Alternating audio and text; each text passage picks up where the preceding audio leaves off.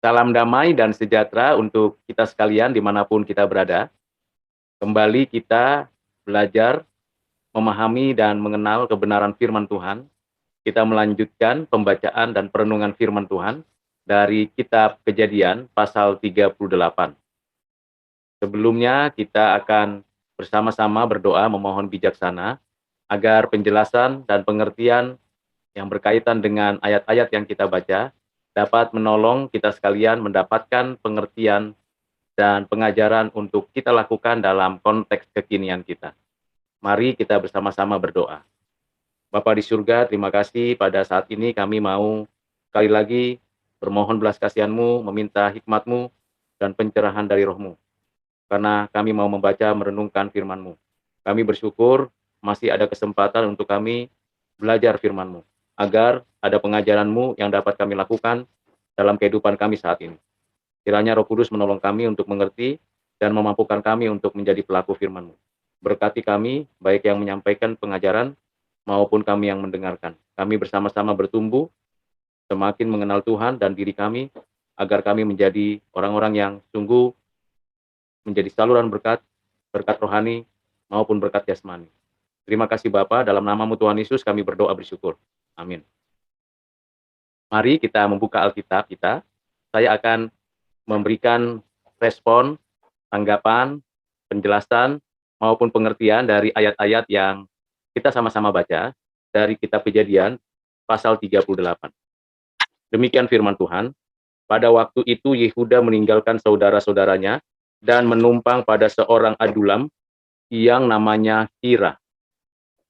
Pada waktu itu maksudnya adalah pada waktu di mana Yusuf sudah dijual dan menjadi budak di Mesir. Pada waktu di mana Yakub, ayah mereka, mengalami kedukaan yang mendalam. Tentunya waktu-waktu itu adalah waktu-waktu seperti kekelaman di dalam keluarga Yakub. Dan pada keadaan yang seperti itu, ternyata Yehuda meninggalkan saudara-saudaranya, tidak bersama-sama dengan saudara-saudaranya.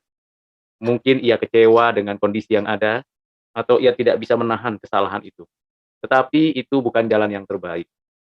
Bukannya memperbaiki persoalan itu dan berkata jujur terhadap situasi kondisi Yusuf, tetapi ia malah pergi ke satu tempat dari orang-orang Kanaan, orang Adulam, dan di sana Yehuda ini justru menikah dengan orang Kanaan.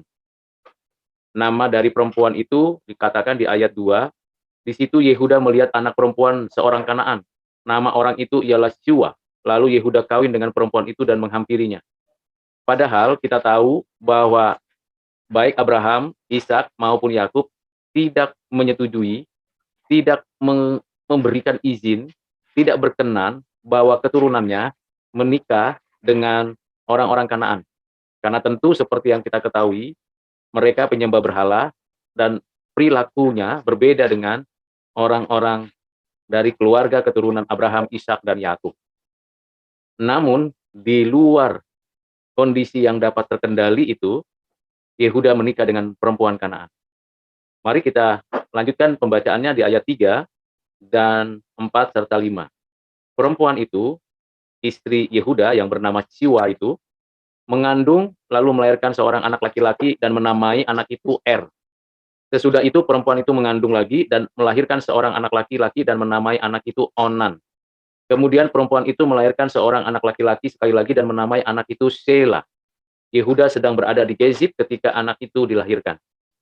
Dari 3 ayat yang baru saja kita baca dengarkan, di sini Yehuda mendapatkan keturunan dari perempuan Kanaan, 3 laki-laki, Er, Onan, dan Sela. Sekali lagi, ini menjadi sesuatu yang tidak pernah dibayangkan atau dipikirkan sebelumnya. Mengapa Yehuda begitu nekat, begitu berani mengambil satu keputusan perkawinan dengan orang Kanaan ini? Tentunya karena ia sudah tidak ada di antara saudara-saudaranya, tidak ada yang mengawasi, tidak ada orang tuanya lagi di sekitarnya yang memberikan teguran, yang mengambil keputusannya sendiri. Kita lanjutkan pembacaan dan penjelasannya di ayat 6 sampai dengan 11. Sesudah itu Yehuda mengambil bagi Er, anak sulungnya seorang istri yang bernama Tamar. Tetapi anak sulung Yehuda itu adalah jahat di mata Tuhan, maka Tuhan membunuh dia. Lalu berkatalah Yehuda kepada Onan, ampunilah istri kakakmu itu, kawinlah dengan dia sebagai ganti kakakmu, dan bangkitkanlah keturunan bagi kakakmu. Tetapi Onan tahu bahwa bukan ia yang mempunyai keturunannya nanti, sebab itu setiap kali ia mengampuni istri kakaknya itu, ia membiarkan maninya terbuang, supaya ia jangan memberi keturunan kepada kakaknya, tetapi yang dilakukannya itu adalah jahat di mata Tuhan, maka Tuhan membunuh dia juga. Lalu berkatalah Yehuda kepada Tamar, menantunya itu, tinggallah sebagai janda di rumah ayahmu sampai anakku Shelah itu besar, sebab pikirnya jangan-jangan ia mati seperti kedua kakaknya itu. Maka pergilah Tamar dan tinggallah di rumah ayahnya.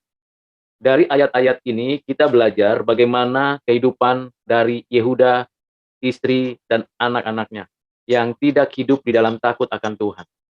Tamar, kita tidak tahu secara pasti apakah ia orang Kanaan atau bukan. Tetapi kalau dilihat dalam konteks kisah ini, Tamar ada di wilayah daerah Kanaan. Bisa jadi Tamar pun adalah orang Kanaan. Nah, kalau kita membaca ayat-ayat ini, kita menemukan dua kata yang kontradiksi pada kehidupan anak-anak dari Yehuda. Yang pertama, kata itu adalah jahat di mata Tuhan dari pihak anak-anak Yehuda. Kata yang kedua, Tuhan membunuh dia, membunuh anak-anak dari Yehuda. Dua hal ini penting untuk kita pertimbangkan. Karena perkawinan merupakan lembaga yang suci, adalah institusi yang Tuhan dirikan untuk meneruskan kehidupan di bumi ini. Dan seperti yang dijanjikan Tuhan kepada Abraham, Ishak, dan Yakub bahwa keturunannya menjadi saluran berkat bertambah banyak di tanah Kanaan. Tetapi apa yang dilakukan dan Onan adalah jahat, sehingga Tamar tidak mendapatkan keturunan karena kejahatan daripada anak-anak Yehuda. Kejahatan itu tidak diberitahu oleh penulis untuk kasus tetapi untuk kasus Onan diberitahu karena Onan melakukan yang jahat, tidak mau meneruskan keturunan, dan melakukan yang jahat. Apa yang jahat itu yaitu melakukan tindakan yang tidak seharusnya dan sepantasnya sebagai suami, sebagai seorang laki-laki yang mengoptimalkan segala yang diberikan Tuhan untuk dia beranak cucu. Dan dampak dari apa yang dilakukan oleh dan Onan, Tuhan membunuh. Dalam kata ini menjadi sesuatu yang sulit kita mengerti. Dengan cara apa Tuhan membunuh dan bagaimana itu bisa terjadi? Di dalam kisah ini tidak dituliskan dengan cara apa dan bagaimana peristiwa itu terjadi, tetapi pastilah terjadi suatu penghukuman Tuhan yang begitu dahsyat, sehingga dan Onan mengalami kematian. Dan tentu mengenaskan karena kematiannya di dalam kematian karena memberontak kepada Tuhan, karena berbuat jahat kepada Tuhan, dan juga kepada sesamanya, khususnya kepada istri mereka. Dan ini adalah pembelajaran bagi kita, untuk kita harusnya berjaga-jaga dan melakukan hal yang berkenan di hati Tuhan. Jika tidak, Tuhan akan melakukan penghukuman. Dan Tuhan dapat melakukan penghukuman dengan bebas tanpa ada yang menghalangi. Dalam kondisi yang seperti itu, ayahnya, Yehuda, mengalami suatu peristiwa ini, mengalami ketakutan, kegentaran, kekhawatiran. Jangan-jangan anak yang ketiga, yaitu Shelah, juga melakukan hal yang jahat di mata Tuhan. Walaupun masih kecil, itu sebabnya Yehuda memberikan suatu janji kepada menantunya, yaitu Tamar, supaya ia pergi ke rumah orang tuanya dan menunggu Shelah bertambah besar. Bapak, Ibu, dan Saudara yang kasih dalam Kristus, dalam peristiwa ini tentulah kita tahu Yehuda sesungguhnya tidak punya hati lagi, tidak punya keinginan lagi untuk Shelah, anaknya ini, menikah atau mengawini Tamar, istri kakaknya. Mengapa? Khawatir Shelah ini mengalami kematian karena kejahatannya. Dengan kata lain, Yehuda sebenarnya sudah tahu secara implisit bagaimana Onan, dan Shelah melakukan kejahatan di mata Tuhan. Tetapi tidak ada teguran ataupun suatu penghajaran dari Yehuda tentang hal ini. Mengapa? Bisa jadi karena memang Yehuda sendiri sudah melakukan suatu tindakan yang tidak tepat, keluar dari kemah orang tuanya, lingkungan saudaranya, dan memisahkan diri dari keturunan dari Yakub ini, lalu dengan bebas melakukan tindakan yang tidak berkenan di hati Tuhan.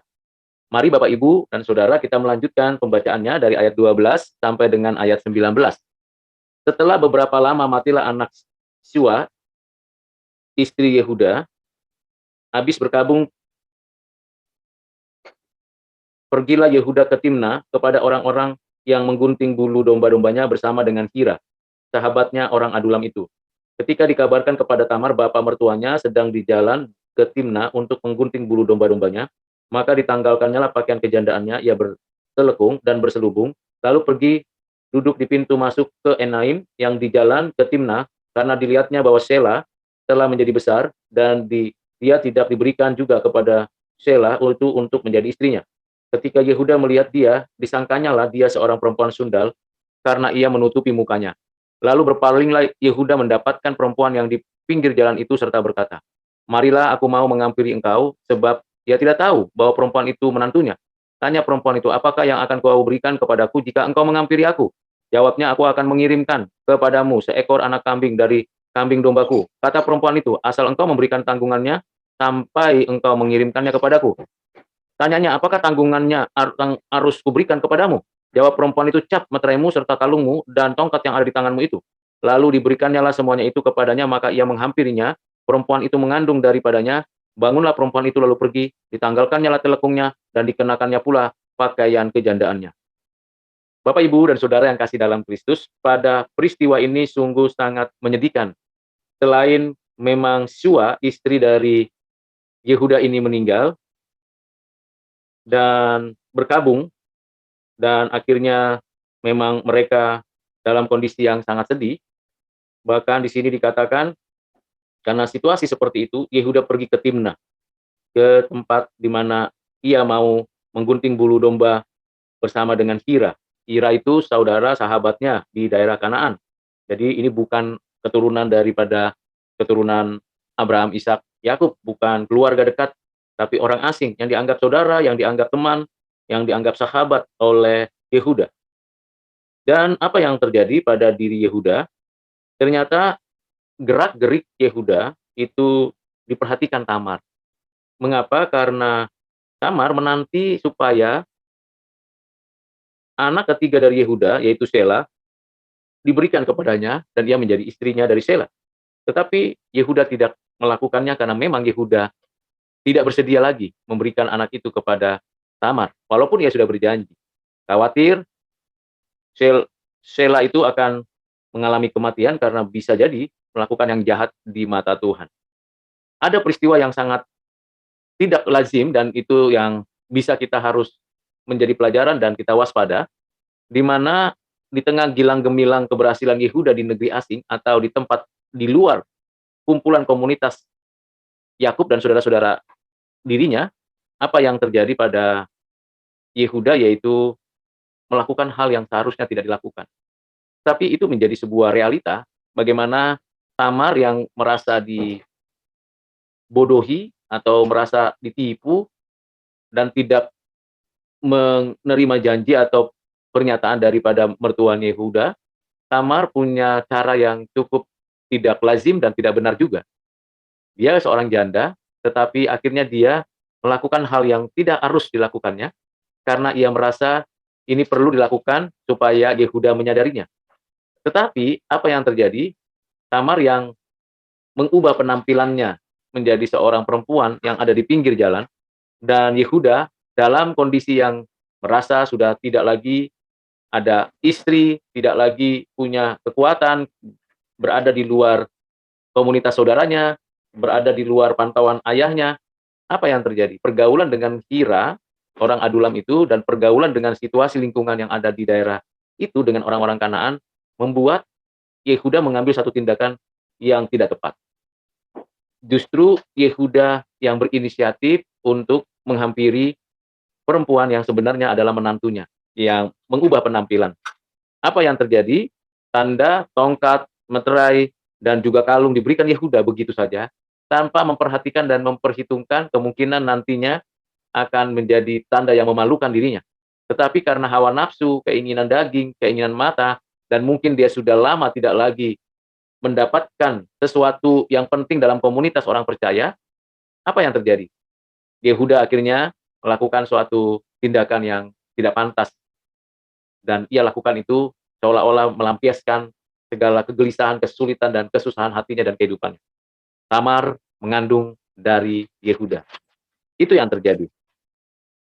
Dan yang menariknya, Tamar yang tadinya berpenampilan tidak menggunakan seperti tanda-tanda seorang janda, sekarang setelah itu terjadi, maka Tamar melakukan suatu kembali kepada statusnya sebagai janda. Ini sesuatu yang sangat unik dan sekaligus sesuatu yang sangat sulit dipahami. Bagaimana Tamar dapat memainkan peran itu di dalam kondisi yang sedang seperti itu. Apalagi Tamar mengandung dari Yehuda, yang sebelumnya tidak pernah mengandung dari Er dan Onan, anak-anak laki-laki dari Yehuda yang dibunuh Tuhan karena melakukan kejahatan. Bapak Ibu Saudara yang kasih dalam Kristus, mari kita lanjutkan di ayat 20 sampai 23. Adapun Yehuda yang mengirimkan anak kambing itu dengan perantaran sahabatnya, orang Adulam itu, untuk mengambil kembali tanggungannya dari tangan perempuan itu. Tetapi perempuan itu tidak dijumpainya lagi.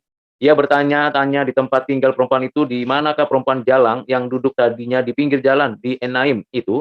Jawab mereka, tidak ada di sini perempuan jalang. Kembalilah ia kepada Yehuda dan berkata, tidak ada, ku jumpai dia. Dan juga orang-orang di tempat itu berkata, tidak ada perempuan jalang di sini. Lalu berkatalah Yehuda, biarlah barang-barang itu dipegangnya, supaya kita jangan menjadi buah olok-olok orang. Sungguhlah anak kambing itu telah kukirimkan, tetapi engkau tidak menjumpai perempuan itu.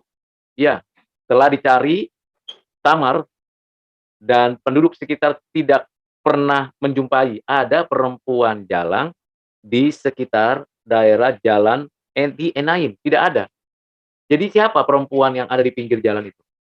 Yehuda memperkirakan bahwa tempat itu memang tempat yang tidak baik, tempat perempuan-perempuan jalang melakukan tindakan amoralitas. Tetapi sesungguhnya di tempat itu tidak pernah terjadi seperti itu. Dengan memperhatikan itu, kita bisa tahu Yehuda betul-betul kurang peka memperhatikan lingkungan sekitarnya. Bahkan kurang memperhatikan siapa-siapa saja sesungguhnya yang ada di sekitar jalan itu. Tetapi pada saat ketemu Tamar yang mengubah penampilannya dari janda menjadi perempuan jalang, apa yang terjadi? Yehuda gelap mata. Dan Yehuda menghampiri Tamar, dan ia ingin mengambil kembali apa yang sudah diberikan kepada Tamar. Tetapi tidak ada Tamar di sana. Berarti Tamar bukan orang yang ada di sekitar itu dan bukan orang yang diketahui sebagai perempuan jalan.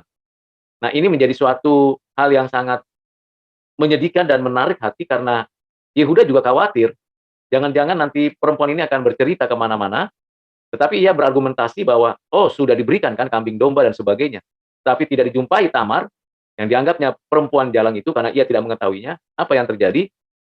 Yang terjadi ialah ia hanya menahan diri dan bertanya-tanya mungkin dalam hati, apa sesungguhnya peristiwa itu terjadi dan bagaimana seharusnya ia bertindak. Mari kita lanjutkan pembacaan ayat firman Tuhannya di pasal 38 ayat 24 sampai dengan 26. Sesudah kira-kira 3 bulan dikabarkan kepada Yehuda, Tamar menantumu bersundal, bahkan telah mengandung dari persundalannya itu. Lalu kata Yehuda, bawalah perempuan itu supaya dibakar. Waktu dibawa, perempuan itu menyuruh orang kepada mertuanya mengatakan, dari laki-laki yang empunya barang-barang inilah aku mengandung. Juga dikatakannya, periksalah siapa yang empunya cap meterai serta kalung dan tongkat ini. Yehuda memeriksa barang-barang itu, lalu berkata, bukankah aku? Bukan aku, tetapi perempuan itulah yang benar, karena memang aku tidak memberikan dia kepada Shela anakku, dan ia tidak bersetubuh lagi dengan perempuan itu. Ini adalah suatu pernyataan yang sangat memberikan kepada kita suatu pengajaran, di mana memang secara hukum, menantu kalau kedapatan melakukan perzinahan, maka hukumannya adalah kematian. Dan pada momen itu Yehuda mengatakan kepada menantunya kalau itu memang terjadi, maka Tamar harus dibakar sampai mengalami kematian. Tetapi pada momen seperti itu, apa yang terjadi? Tamar yang hendak dihukum mati, ia mengatakan bahwa mengapa ia mengandung dan siapakah ayah dari anak-anak yang dikandungnya. Bukan Er, karena sudah meninggal, bukan Onan, karena sudah meninggal, tetapi juga bukan Shela, karena Shela tidak diberikan Yehuda. Jadi timbul kecurigaan, ini adalah anak dari siapa? Apakah ada orang-orang Kanaan yang lain yang diam-diam Tamar melakukan kejahatan? Ternyata tidak demikian. Tamar tidak melakukan kejahatan sebagai perempuan jalang. Tamar juga tidak melakukan kejahatan sebagai perempuan yang tidak beres. Tetapi kondisi yang mendesaknya, situasi yang tidak memungkinkan dielakkannya. Lalu Tamar menunjukkan ini loh, ada cap, ada tongkat, dan juga ada tanda yang di dalam kalung yang diberikan oleh laki-laki yang menghampirinya. Jadi ini adalah anak dari orang yang mempunyai 3 benda ini. Dan selidik punya selidik, ternyata 3 benda itu adalah milik Yehuda. Di sini Yehuda disadarkan 2 hal. Yang pertama, dia sadar bahwa perempuan itu yang benar. Yang kedua, dia sadar bahwa dia salah karena ia telah menolak atau tidak mau memberikan Shelah kepada Tamar. Bapak, Ibu, Saudara yang kasih dalam Kristus, dengan pengertian ini kita belajar bahwa apa yang kita lakukan akan kita tuai. Apa yang kita tabur akan kita alami kemudian dampaknya, akibatnya. Sama seperti apa yang Yehuda lakukan. Respon Yehuda itu menjadi bagian yang penting dalam pembelajaran pengenalan kita akan firman Tuhan, yaitu mengakui kesalahan dan menyatakan bahwa pihak lain, yaitu Tamar, tidak bersalah dan mau menanggung segala resiko yang dihadapinya. Dan satu catatan yang penting yang ditulis oleh penulis kitab Kejadian ini, dikatakan bahwa Yehuda tidak bersetubuh lagi dengan perempuan itu, dengan Tamar, yang adalah menantu tetapi sekaligus melahirkan anak-anaknya. Ini sesuatu yang kita sebut incest. Tetapi bagaimana itu bisa diizinkan Tuhan? Dan bagaimana di dalam kehidupan Yehuda yang begitu luar biasa, tidak lagi layak, tidak lagi berkenan, tidak lagi betul-betul mengikuti apa yang Tuhan kehendaki, maka di sini kita belajar bagaimana Tuhan masih memberikan kepada Yehuda satu sikap hidup yang menyesali dosanya, mengakui kesalahannya, dan tidak mau mengulanginya lagi. Maka Tamar dipelihara, dijaga, dan memang tentunya anak-anak nanti yang dilahirkan Tamar itu menjadi keturunan Yehuda yang akan pada waktunya melahirkan raja-raja bagi Israel. Mari kita lanjutkan pembacaannya dari ayat 27 sampai 30. Pada waktu perempuan itu hendak bersalin, nyatalah ada anak kembar dalam kandungannya. Dan ketika ia bersalin, seorang dari anak itu mengeluarkan tangannya, lalu dipegang oleh bidan, diikatnya dengan benang kermisi, serta berkata, inilah yang lebih dahulu keluar. Ketika anak itu menarik tangannya kembali, keluarlah saudaranya laki-laki, dan bidan itu berkata, alangkah kuatnya engkau menembus keluar. Maka anak itu dinamai Peres. Sesudah itu keluarlah saudaranya laki-laki, yang tangannya telah berikat benang kermisi itu, lalu kepadanya diberi nama Zera.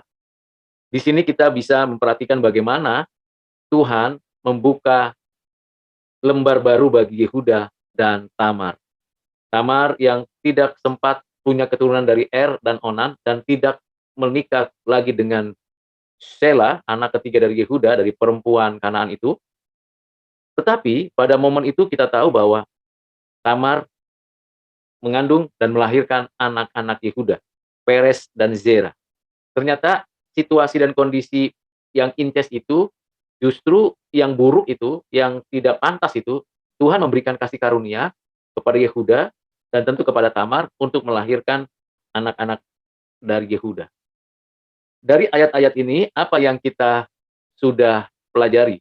Dari Kejadian pasal 38 ayat 1 sampai dengan 30.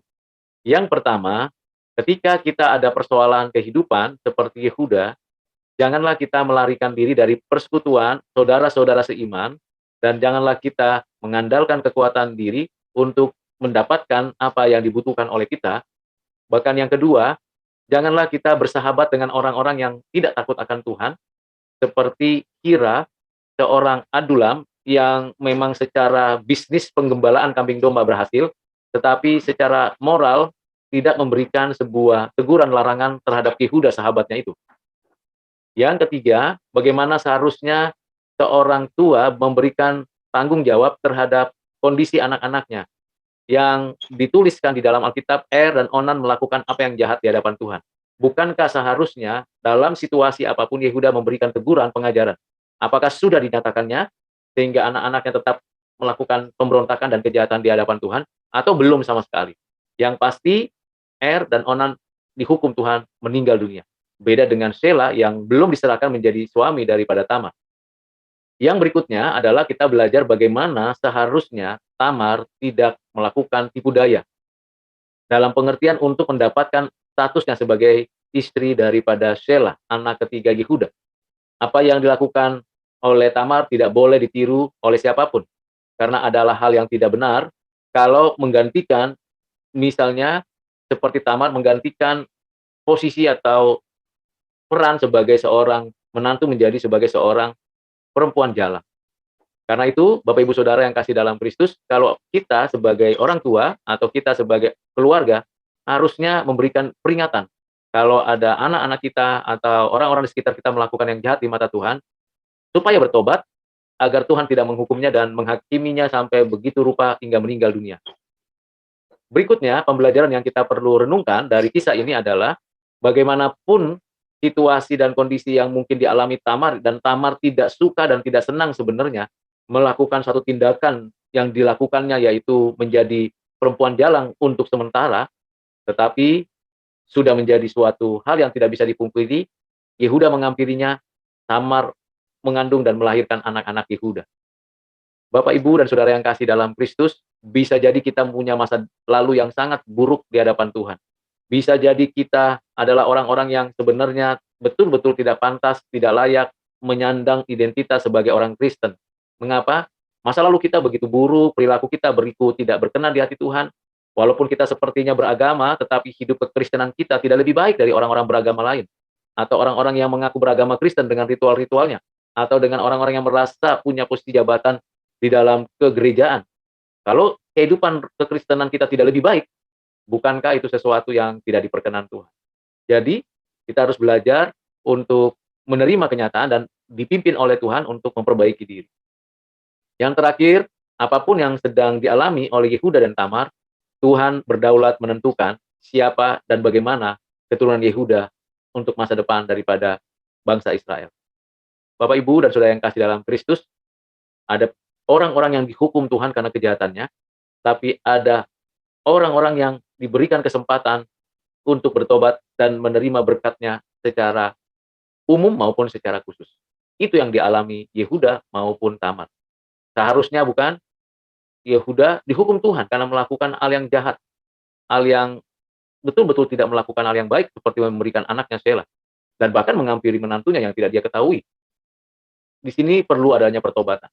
Di pihak lain, kita lihat bagaimana Tamar sendiri sebenarnya berusaha untuk mengikuti semua tradisi yang baik, mengikuti semua arahan yang tepat, dan bahkan permintaan-permintaan yang sebenarnya wajar dari Yehuda, tetapi kenyataannya ia tidak diperlakukan adil dan tidak diperlakukan sebagaimana mestinya, sehingga hatinya berlaku seperti apa yang dituliskan dalam Alkitab, bagaimana Tamar menggantikan penampilannya seperti seorang perempuan jalan di pinggir jalan itu. Karena itu, Bapak Ibu Saudara yang kasih dalam Kristus, di tengah ketidakmungkinan manusia berkenan di hati Tuhan, ada anugerah Tuhan yang melampaui segala pengalaman dan pengertian kita. Kiranya Bapak, Ibu, dan Saudara yang kasih dalam Kristus, demikian pembahasan dan pembelajaran kita diberkati oleh Tuhan melalui firman Tuhan, dan kita percaya jalan-jalan hidup kita dipimpin dan disertai olehnya, asalkan kita taat dan melakukan yang berkenan di hati Tuhan. Untuk mengakhiri pemahaman dan pembelajaran kita dari kitab Kejadian pasal 38 ini, mari kita sama-sama berdoa memohon kekuatan untuk menjadi pelaku firman. Bapa di surga, terima kasih untuk firman-Mu yang kami dengar, kami renungkan, kami cari temukan prinsip dasarnya, supaya kami dapat menerapkannya dalam kehidupan kami saat ini. Terima kasih Bapa, inilah doa kami, dalam nama-Mu Tuhan Yesus kami berdoa, amin.